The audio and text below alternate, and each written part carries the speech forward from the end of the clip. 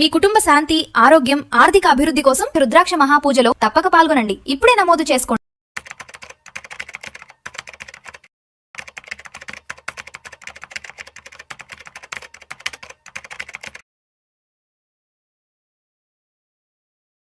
నమస్తే సాయిరామ్ గారు. నమస్తే మేడం. సాయిరామ్ గారు, వచ్చే 10 సంవత్సరాల్లో మనం 1 కోటి సంపాదించాలి అంటే మన శాలరీల నుంచి ఎలా సేవ్ చేయాలి, ఆ బడ్జెట్ ప్లానింగ్ కానీ, ఆ ఫినాన్షియల్ ప్లానింగ్ కానీ, ఇవన్నీ ఎలా వేసుకోవాలంటారు? సో ఈ కోటి సంపాదించాల్సిన డ్రీమ్ అయితే మాత్రం చాలా మందికి ఉంటుంది. It may be for various reasons. కొంతమందికి ఏంటంటే కిడ్స్ ఎడ్యుకేషన్ కోసం. సో కిడ్స్ ఎడ్యుకేషన్ అంటే గుర్తొచ్చింది, మొన్న ఒక క్లయింట్కి ప్లానింగ్ చేసి, సో బీటెక్ ఈరోజు ఆల్మోస్ట్ 4 years కలుపుకుంటే 50 lakhs ఈజీ యూనివర్సిటీ. సో ఇప్పుడు 50 ఉంటే కనుక ఈజీగా ఒక 6-7 yearsకి అది 1 CR అయితే అయిపోతుంది. సో కొంతమంది ఏమో ఇంటి కోసం అనుకుంటారు, కొంతమంది ఏమో రిటైర్మెంట్ పర్పస్. సో రీజన్ ఏదైనా కానీ చాలామంది ఆ కోటి అనే నెంబర్ మీద మాత్రం చూస్తూ ఉంటారు. సో ఈ కోటి ఎలా సంపాదించాలి? సింపుల్గా 10 years ప్లాన్. ఎందుకంటే మనం లాంగ్ టర్మ్ పెట్టుకుంటే కనుక దాన్ని చాలామంది అంత సస్టైన్ చేయలేరు, అంత ఇన్నేళ్ళు ఎవరు చేస్తారు అనుకుని లైట్ తీసుకునే ప్రమాదం కూడా ఉంది.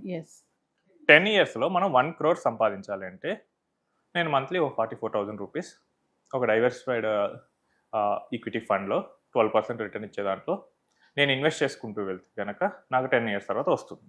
అంటే డైవర్సిఫై చేసుకోవాలి, అంటే ఒక దాంట్లో పెట్టొద్దు అంటున్నారు. ఒక దాంట్లో ఎప్పుడు మనం పెట్టకూడదు. సో ఒక దాంట్లో పెడితే ఏమైందంటే అది రేపు ఒకవేళ ఏదైనా ఇష్యూ వస్తే లాస్. సో మనకి వెల్త్ మేనేజ్మెంట్లో అండ్ ఈ ఫైనాన్స్ ఇండస్ట్రీలో ఒక సేయింగ్ ఉంది, don't keep all your eggs in a single basket. So ఏదైనా డ్యామేజ్ అయితే మొత్తం పోతుంది. సో అందుకని మనం డైవర్సిఫైడ్ ఫండ్ అంటే ఏంటంటే ఒకే కేటగిరీ ఆర్ ఒకే స్టైల్ ఇన్వెస్ట్ చేయదు. It will invest across the market caps and across the sectors అని రిస్క్ కొంచెం తగ్గించడం. సో 44,000 ఇన్వెస్ట్ చేయాలి మంత్లీ. సో 44,000 అంటే ఇట్స్ నాట్ ఎన్ ఈజీ. ఏదో 1.5 lakh ఆర్ 2 lakhs ఇన్కమ్ తగ్గట్టు ఉండాలి. హౌస్ హోల్డ్స్కి అయితే అది కుదురుతుంది. బట్ ఇక్కడ ఏంటంటే అంత భయపడాల్సిన అవసరం అయితే లేదు. ఎందుకంటే లాస్ట్ 10 yearsలో మనం ఇన్కమ్ గ్రోత్ అయితే చూసాం. చాలామంది హూ స్టార్టెడ్ విత్ 20,000, 30,000 ఇప్పుడు 1 lakh పైన చాలామంది ఉన్నారు. సో ఈ గ్రోత్ అనేది ఉంటుంది. ఇక్కడ మనం ఏంటంటే స్టార్టింగ్ చేయటం అనేది ఇంపార్టెంట్. స్టార్ట్ చేయటం investment they can do with 15,000 or 25,000 also. దాన్ని కన్సిస్టెంట్గా స్టెప్అప్ చేసుకుంటూ వెళ్ళాల్సి వస్తుంది. సో ఇప్పుడు నేను ఒక 25,000 రూపీస్తో స్టార్ట్ చేశాను. 1 lakh నా income, family income. So starting 25,000 rupees it's a considerable savings rate.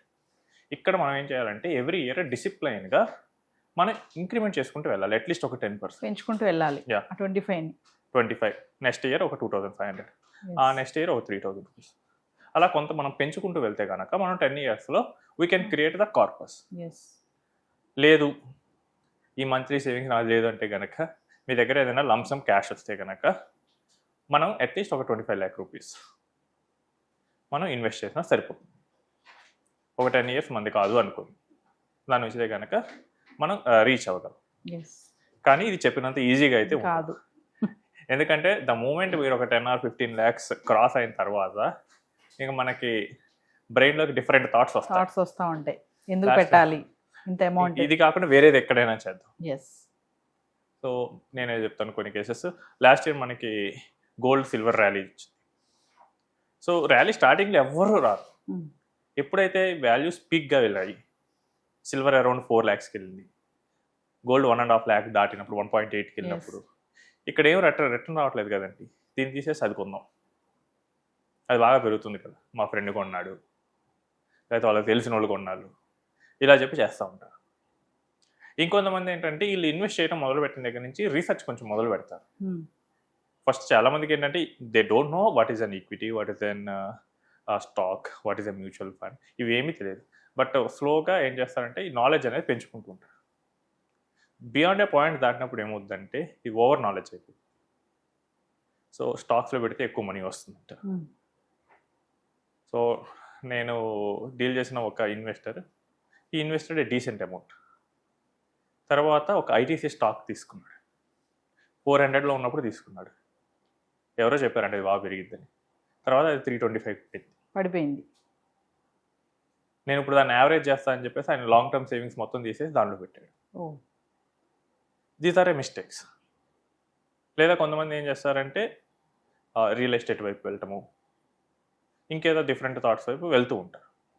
So మీరు వచ్చిన గోల్ ఏంటి, దానికోసం మీరు పేషెన్స్గా లేకపోతే కనుక ఈ జర్నీ అంత సజావుగా సాగు. అంటే మధ్యలో ఏంటంటే చాలా వాలటాలిటీస్ ఉంటాయి.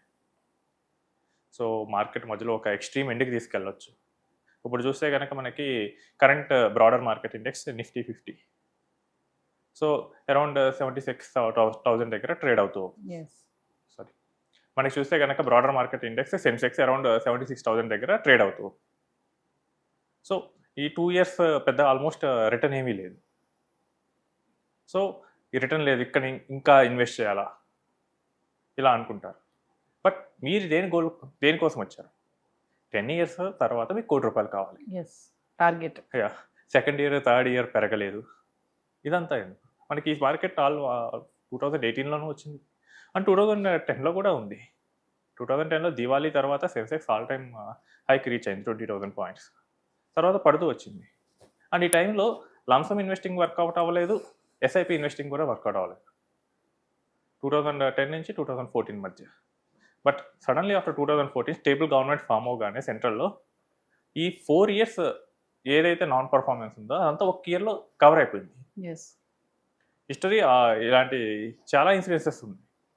2018లో కూడా మనకి mid and small caps perform చేయలేదు. బట్ కోవిడ్ ఫాల్ తర్వాత అవన్నీ పర్ఫామ్ చేయడం మొదలుపెట్టాయి.